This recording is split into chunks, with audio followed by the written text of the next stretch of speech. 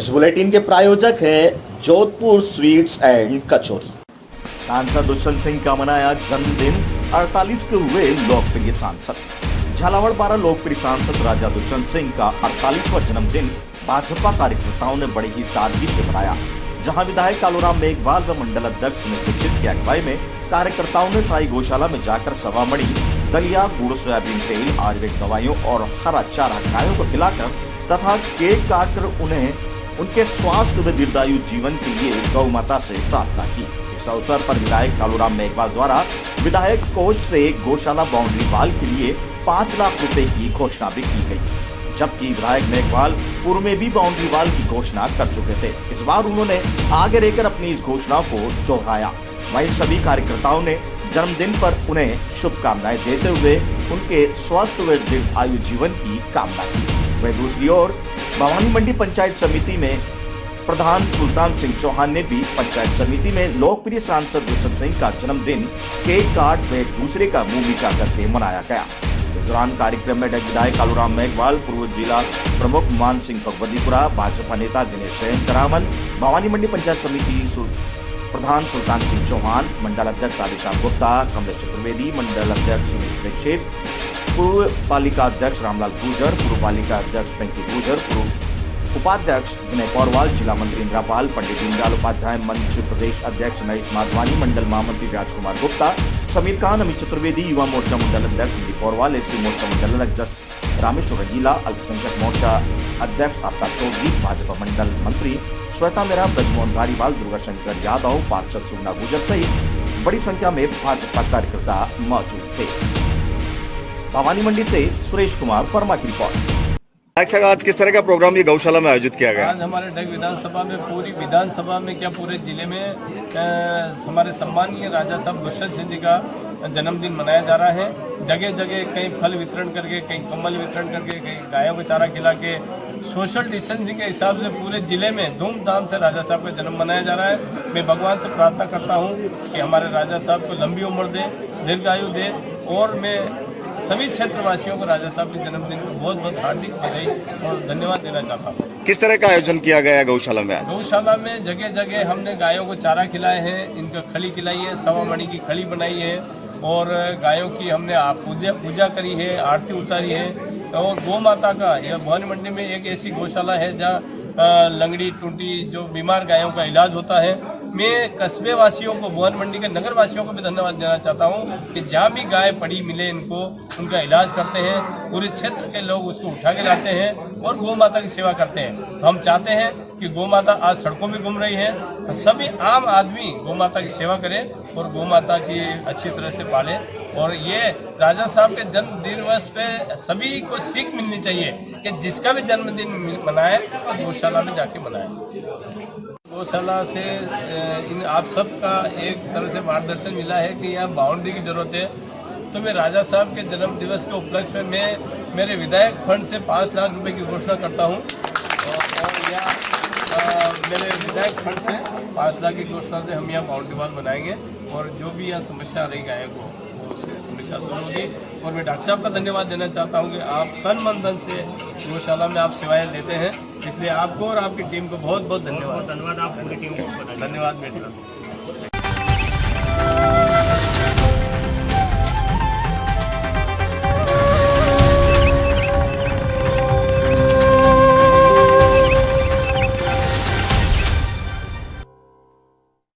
भारत विकास परिषद ने करवाई प्रतियोगिता। रक्षाबंधन सेल्फी प्रतियोगिता का परिणाम हुआ घोषित।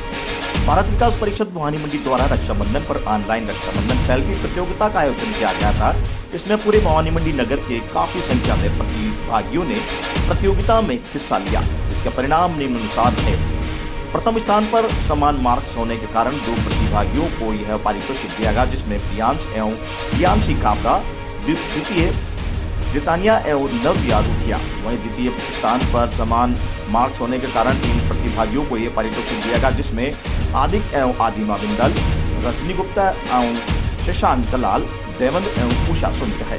वहीं तृतीय स्थान पर समान मार्क्स होने के कारण 4 पार्टिसिपेंट को यह प्रतियोषित दिया गया, जिसमें रौनक एवं रुचि मंत्री, काशवी एवं अनाया पौरवाल, जयेश एवं आकांक्षा गुप्ता, अर्थ एवं मनस्वी मंजूर किया आयुष एवं चारू शर्मा को दिया गया।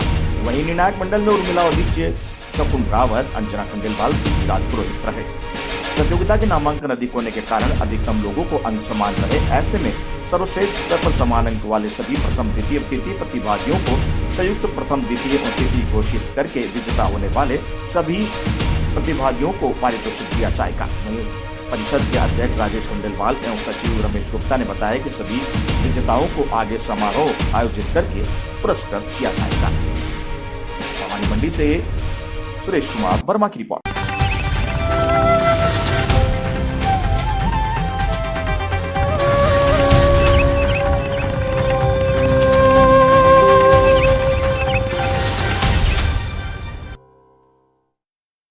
किलो डोडा चूरा किया शमशान के कमरे में छिपा कर रखा था चूरा।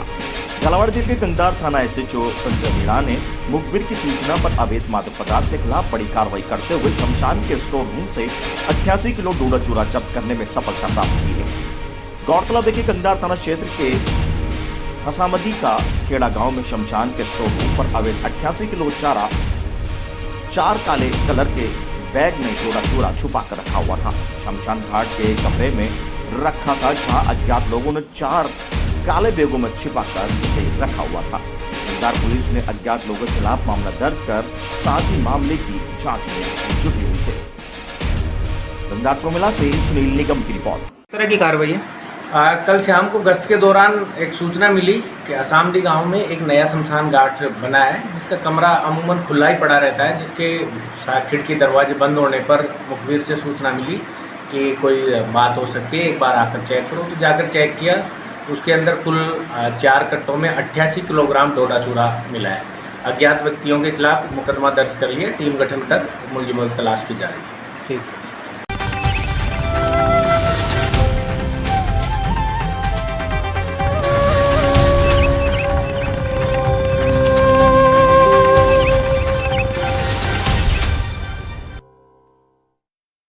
हत्या का पुलिस द्वारा 48 घंटे में किया खुलासा, पुत्र व पत्नी ही निकले हत्यारे।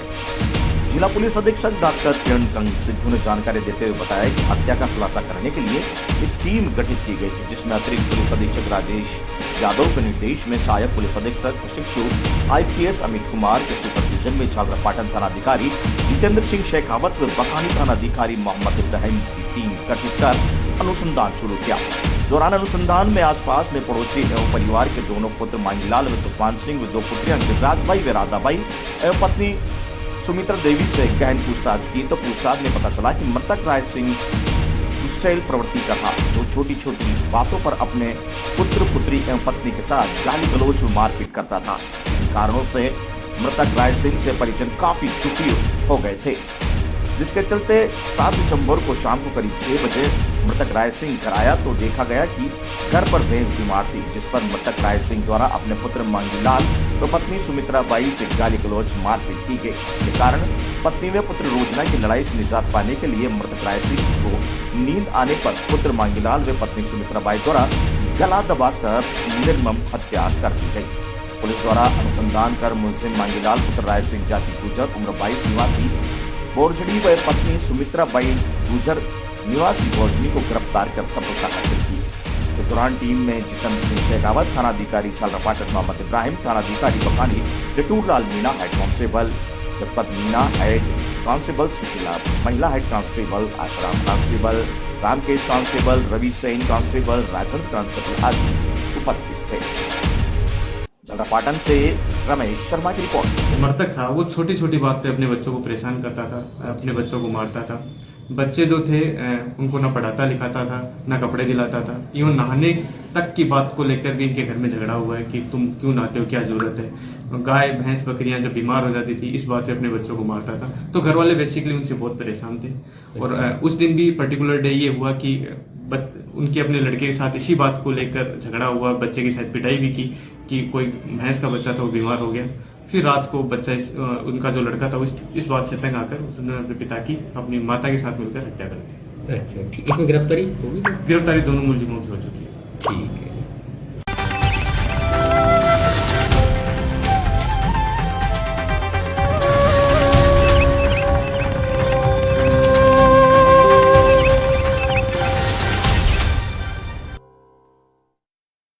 गांव-गांव में झोलाछाप डॉक्टरों की भरमार।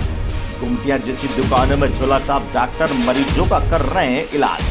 धड़ल्ले से झोलाछाप डॉक्टरों पर जिला चिकित्सा विभाग की अनदेखी। कहीं झोलाछाप डॉक्टर तीसरी लहर को दे नहीं रहे हैं न्योता। झालावाड़ जिले के मनोर थाना क्षेत्र के चांदीपुर और घोष्टी गांव में झोलाछाप डॉक्टरों का आतंक लोगों के स्वास्थ्य से कर रहे हैं खिलवाड़। झोलाछाप डॉक्टरों के क्लिनिक में रोजाना निकलने वाले बायोवेस्ट से निस्तारण के उचित प्रबंध नहीं है। झोलाछाप डॉक्टरों द्वारा खुलेआम धज्जियां उड़ाई जा रही। इन दिनों बायोवेस्ट खुले में बिखरा हुआ पड़ा है, जिसके चलते पट्टियां, सिरिंज, खाली बोतल, नुकीली नीडल, ब्लड, टिश्यू आदि मेडिकल कचरे का ढेर पड़ा है।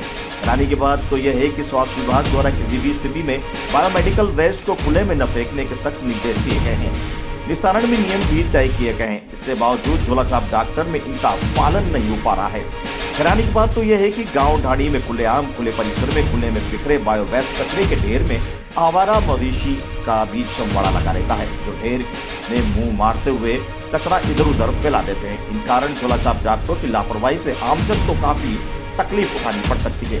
दूसरी ओर कचरा बीनने वाले बच्चे भी यहाँ पर कचरा उठाते हुए देखे जा सकते हैं। बायोवेस्ट सामग्री के कारण कभी भी किसी को हानि पहुंच सकती है। डॉक्टर स्वयं मानते हैं कि अस्पताल से निकलने वाली पट्टियां, खराब खून, सिरिंज, इंजेक्शन तथा अन्य सामग्री लोगों के लिए हानिकारक साबित हो सकती है। खुले में रखी बायोवेस्ट का समय पर निस्तारण नहीं किया जाने पर इन्हें दुर्गंध आने लगती है तथा इसके संक्रमण में बीमारियां फैलने की संभावना बढ़ जाती है। ऐसे में इस बायोवेस्ट को तुरंत प्रभाव से निस्तारण करने की कार्रवाई को अमल में लाना चाहिए। गौरतलब है कि वर्तमान में पूरे देश में कोरोना संक्रमण का खतरा चल रहा है। प्रशासन द्वारा सभी को निर्देश दिए गए हैं कि सफाई का विशेष ध्यान दिया जाए। झोलाछाप डॉक्टरों की क्लिनिक का सच, लेकिन इसके निकलने वाला मेडिकल वेस्ट गांव में खुले मैदान में ही फेंका जा रहा है। गांव के आसपास रहने वाले लोगों को संक्रमण का खतरा हो सकता है। वहीं इस दौरान गाइडलाइन के अनुसार इंसिडेंटल में होना चाहिए निष्पादन। इससे जहरीला धुआं तो निकलता ही है, इसके साथ ही जलने के बाद जो राख निकलती है उसे भी सुरक्षित तरीके से जमीन में दबाने का नियम है, ताकि इससे संपर्क में न कोई आए। परंतु झालावाड़ जिले के मनोर थाना के विभिन्न क्षेत्रों में झोलाछाप डॉक्टरों ने आतंक मचा रखा है। गांव ढाणियों में मनमानी तरीके से जांच चाहिए। वहाँ झोलाछाप डॉक्टर अपने क्लिनिक का वेस्ट मटेरियल मन मर्जी आए जहाँ फेंक देते हैं, जो कि लोगों के लिए एक खतरा साबित हो रहा है। चिकित्सा विभाग का इस ओर कोई ध्यान नहीं होने की वजह से ये धंधा झोलाछाप डॉक्टरों का फल फूल रहा है। मनोर थाना झालावाड़ से संवाददाता दिनेश शर्मा की रिपोर्ट।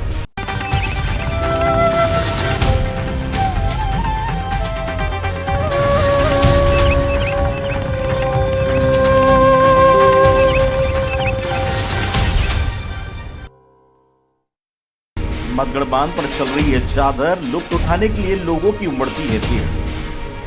पिड़ावा के हिम्मतगढ़ बांध में पानी की चादर कई दिनों से जारी है। जहाँ क्षेत्रवासियों के लिए ये पिकनिक का स्पॉट बना हुआ है। गौरतलब है कि इस वर्ष पिड़ावा समेत आसपास के क्षेत्रों में अच्छी बारिश हुई है, जिसके चलते चौली नदी का जलस्तर बढ़ने से हिम्मतगढ़ बांध उफान पर है। इसमें लगातार बांध पर पानी की चादर चल रही है, क्योंकि आसपास क्षेत्र के लिए ये आकर्षण का केंद्र बना हुआ है, जिसके चलते पिकनिक स्पॉट बनकर उभर रहा है। वहीं शनिवार को ऋषि पंचमी का पर्व होने के चलते कई महिलाएं भी पूजा व स्नान के लिए बांध पर मौजूद रही। वहीं बांध प्रशासन द्वारा बांध के सभी गेट खोलकर पानी की निकासी की गई। इसके चलते बांध पर पानी की चादर चल रही है, जिसका लुत्फ उठाने के लिए आसपास के क्षेत्र में काफी संख्या में लोग पिकनिक मनाने के लिए पहुंच रहे हैं। ऐसा न्यूज नेशन हिम्मतगढ़ से किरूलाल प्रजापति की रिपोर्ट।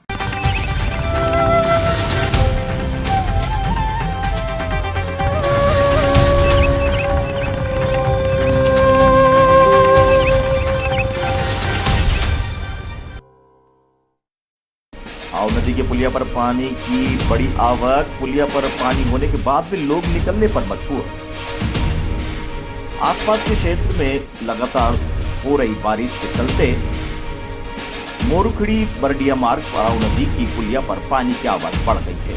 वहीं पुलिया पर 1 से 2 फीट की आवक होने के दौरान आने जाने वाले लोग नदी को पार करते हुए भी नहीं मान रहे हैं। वहीं अपनी जान जोखिम में डालकर निकल रहे हैं। जबकि कुछ दिन पहले ही इस नदी पर एक युवक नहाते समय बह गया था, जिसकी पानी में डूबने से मौत हो गई थी। उसके बाद भी लोग पानी की आवक को बढ़ता देख अनदेखा कर गुजर रहे हैं। बड़िया लड़ाका से कमल शर्मा की रिपोर्ट।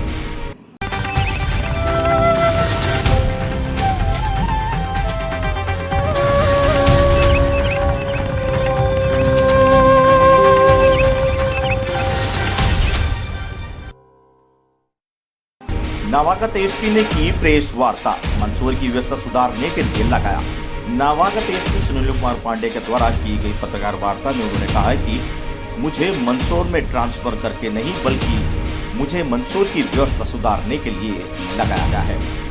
सुनील कुमार पांडे ने कहा कि इससे पहले भी मैं 4 जगह एसपी के पद पर रह चुका हूं। मैं मेरे मुंह से तारीफ नहीं करूंगा बल्कि मेरा काम बताएगा। वो तस्करी, अफीम तस्करी, माफिया, बदमाशों पर कार्रवाई करने के लिए आया हूं। मंदसौर जिला थाना अधिकारी को भी निर्देशित कर दिया गया है कि कोई भी थाने पर रिपोर्ट लिखवाने आए तो अच्छा व्यवहार करे, अन्यथा थाना अधिकारी पर कार्रवाई की जाएगी। हम आपको बता दें कि मंदसौर जिला अफीम तस्करी के मामले में नंबर 1 पर चल रहा है। अब देखना ही होगा कि नवागत एसपी सुनील कुमार पांडे क्या कार्रवाई करते हैं। तस्करों और माफियाओं पर इससे पहले भी मंदसौर में एसपी तेज चौधरी आए थे, जिन्होंने कार्रवाई के ऊपर कार्रवाई करके अपनी छाप मंदसौर वासियों के दिलों में छोड़कर ट्रांसफर कर चले गए। गौरतलब है कि अच्छे अधिकारियों को मंदसौर जिले के टिकने नहीं दिया जाता है। अच्छा कार्य करें तो कुछ दिनों बाद ही उनका ट्रांसफर कर दिया जाता है। मंदसौर जिला कलेक्टर मनोज पुष्पे के द्वारा भी उचित कार्रवाई की गई थी। उन्होंने भी अपनी छाप मंदसौर की जनता के दिलों में छोड़ दी है।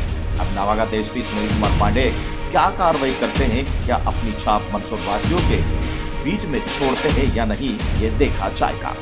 किस तरह से आपकी पुलिसिंग रहेगी और क्या करेंगे? देखिए, मैं आज आप लोगों से यही बात कर रहा हूँ कि मैंने आप लोगों से चर्चा की, लोगों से मिल रहा हूँ, लोगों से बात कर रहा हूँ और उसके आधार पे मैं यहाँ के बारे में क्या यहाँ पे क्राइम है, क्या माहौल है, इसको जानूंगा, समझूंगा, उसके बाद मैं उस पर कार्रवाई करूंगा। दूसरा एक चीज़ मैं आपको और बता दूं कि मेरा उद्देश्य ये रहेगा कि जो आम लोग हैं, आम जनता है, उससे हम सद्व्यवहार करें, पुलिस सद्व्यवहार करे। इसके बारे में मैंने सबको बोला है, हम पूरी कोशिश करेंगे और जो क्रिमिनल हैं उनमें जितनी सख्त से सख्त कार्रवाई की जा सकती है उतनी सख्ती हम करेंगे।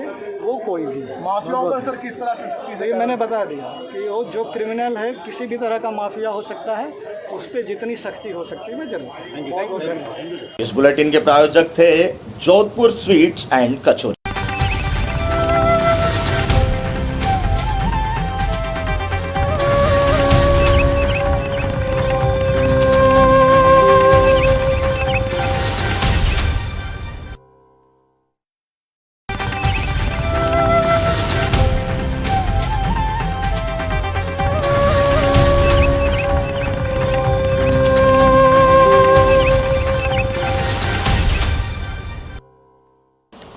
छत्तीस घंटे बाद मिला नदी में बहे युवक का शव। उपखंड क्षेत्र के पापल्डी गांव निवासी युवक लेखराज का शव महज नदी में 36 घंटों बाद मिला। आपको बता दें कि युवक लेखराज सैनी कोथलिया गांव से अपने गांव पापल्डी नदी पार करके जा रहा था। नदी में पानी की आवक तेज होने के कारण युवक पानी में बह गया, जिसकी सूचना मिलने पर गाँव वालों ने नदी में तलाश की, लेकिन युवक का शव नहीं मिला। मंगलवार को आई रेस्क्यू टीम ने भी शाम तक सर्च अभियान जारी रखा, लेकिन सफलता नहीं मिली। इस कारण बुधवार को सुबह जल्दी ही एसडीआरएफ की टीम मौके पर पहुंची और युवक के शव की तलाश शुरू की। एसडीआरएफ की टीम ने गांव के लगभग 2-3 किलोमीटर दूरी पर टीम को शव नदी किनारे पानी में तैरता हुआ मिला। टीम ने शव को कब्जे में लिया और लाखेरी स्थित सामुदायिक स्वास्थ्य केंद्र पहुंचाया, जहां पर युवक का पोस्टमार्टम कर शव परिजनों के सुपुर्द किया। एसडीआरएफ टीम के साथ पुलिस के एसआई राघुराज सिंह, कांस्टेबल अनिल चौधरी, धर्मेंद्र महावीर गुर्जर मौके पर मौजूद थे। लाखेरी से विश्वनाथ शर्मा की रिपोर्ट।